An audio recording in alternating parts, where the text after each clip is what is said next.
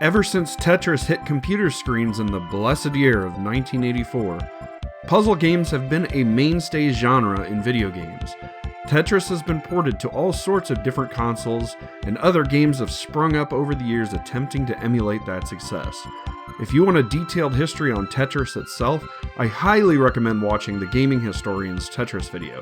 It's absolutely a must-watch if you are at all interested in the history of video games and the weird licensing struggle that came out of the late 80s due to Tetris's insane popularity.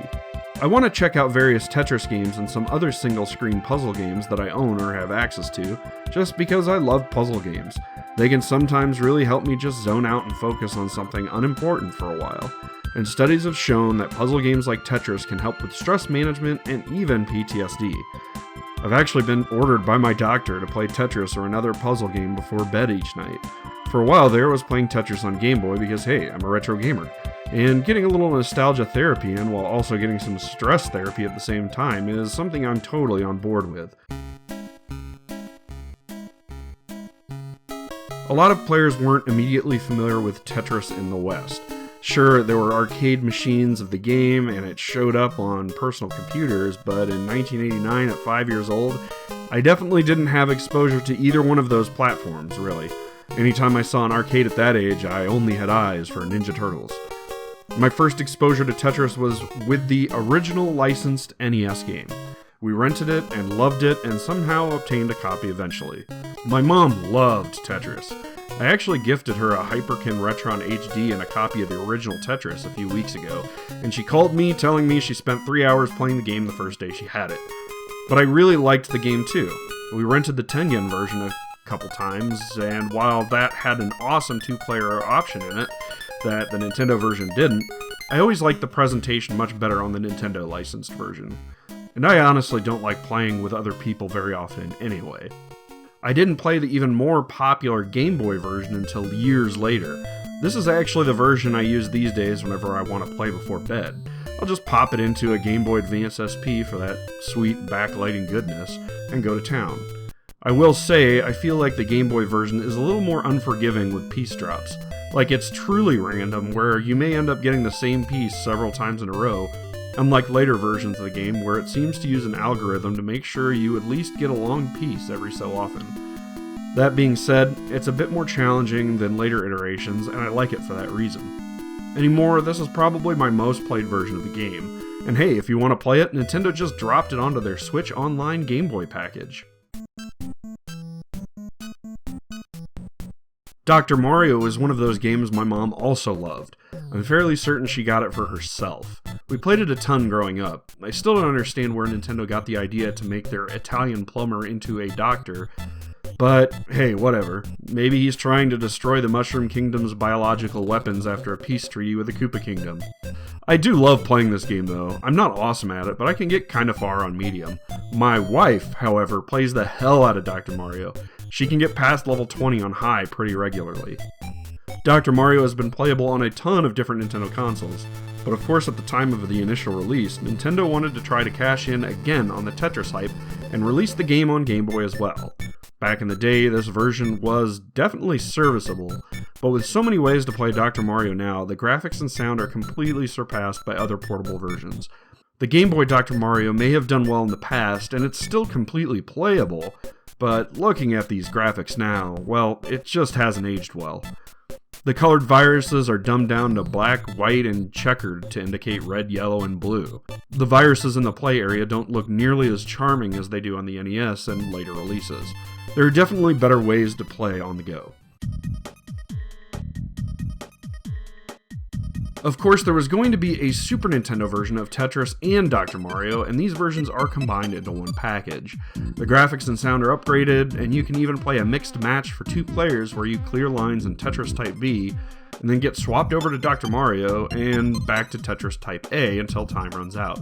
It's a neat concept, but I don't really play this mode that often. This is also an official console Nintendo release of Tetris where you can play head-to-head. You could on Game Boy as well, but you needed 2 systems, 2 games, and a link cable to do it.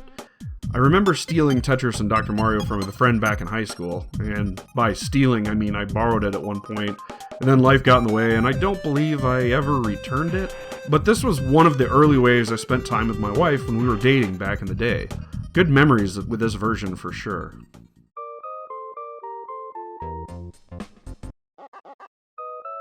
Now, before we move on from Dr. Mario, I did want to highlight this particular version. I had no idea there was a Dr. Mario 64 back in the day, but when I was out game collecting one day with some friends, they mentioned I should pick this up when we saw it because it's 4-player simultaneous. I only have footage of me versus CPU opponents here, but it does get pretty crazy. Since my wife was so good at Dr. Mario, they wanted to challenge her this way. It was a pretty good time, but then I didn't really look at the game again until recently. I played through the story mission for this video and I had a pretty good time with it. I mean, it's just versus Dr. Mario with some nonsensical story thrown in, but shit. Mario is trying to cure people of disease. It's wild how Nintendo just gave this guy a stethoscope and the circle mirror head thingy and said, yep, this plumber practices medicine now. Other than Wario, all the characters seem to be completely unrelated to the greater Mario series, which is kinda weird. Beyond your standard Dr. Mario, you have a few other game options, such as this endless game where viruses keep multiplying by pushing up the play area to the top of the bottle. I'd bet this could be pretty fun, and if I kept my Nintendo 64 hooked up for any period of time, I would probably put more time into this. When I was a kid, I got a copy of Tetris 2 for the NES. I don't remember why, I don't remember how, but I definitely remember having a copy, and I think I still have the manual around somewhere. This is the game that convinced me to make this video. I bought it for myself at the same time I got my mom her Retron HD and a copy of Tetris. I had been meaning to pick one up because I do remember playing it as a kid, I just don't remember it very well. Tetris 2 actually plays more like a generic Dr. Mario, where you have to match up 3 light colors to clear a block that is already on screen. If you clear one of the flashing blocks that are situated at the bottom of the play area, it'll destroy all light-colored pre-existing blocks on screen. So to get the best score, you'll want to try to get those flashing ones to end things faster. I didn't play the SNES version as a kid at all, and I will say, I think I like the alien and astrology theme of the NES version far more than this super dated 90s radical kid theme on the SNES. Look at this mess. It looks like a Nickelodeon game show, and my eyes are bleeding. It's not good. Honestly, I really like this game now. I hadn't remembered much of it from my youth, but playing it today, I can say I may throw more time into it moving forward. Dr. Mario is still better, I think, but this is just different enough to present a different experience worth trying out. I got Tetris Attack for Christmas one year, and I really enjoyed playing it. I actually played it quite a bit because of the awesome presentation and amazing soundtrack. The music in this game is better than it has any right to be. But I guess if you're going to be looking at a mostly static screen for a long time while playing a puzzle game, having great music makes it easier to sit in one place playing the same game for longer. Look at these screens though. All these Yoshi's Island characters are animated, vibrantly colored, and look like they came right out of the instruction manual. I love everything about the look and feel of this game. I could never get very far in the story mode. I'm not great. I try to make combos and chains like the game suggests, but when there is a lot on screen, I just kind of freeze up. I do really like it, and what it could be if I just really sat down and put a ton of time into it, but I also feel like if I did that, my dreams would all be multicolored blocks with various shapes on them all the time. I do really like the puzzle mode. I only got so far while recording, but I feel like I could probably put more time into this without getting super frustrated, since you're not really penalized for taking a long time to figure things out.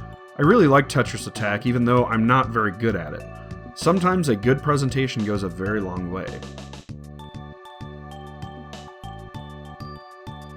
This game I picked up about a year or so ago at Vintage Stock. I like trying to find weird and fun Game Boy and Game Boy Advance titles at these places since you can rifle through them yourself, and they're usually priced pretty cheap. I'm not supposed to tell you that GBA collecting is where it's at right now if you're looking for decent prices. Or it was, I'm not really sure anymore. The games I want for the system are all looking pretty pricey these days, actually. Anyway, the Dr. Mario portion of this is pretty basic, but it does have an extra mode of play, and the assets are based off of Dr. Mario 64. It's definitely the better retro option to play this game on a portable console. Unlike the Game Boy game, man, well, let's just say it, it's terrible graphics. Puzzle League, on the other hand, is a more generic name for Tetris Attack.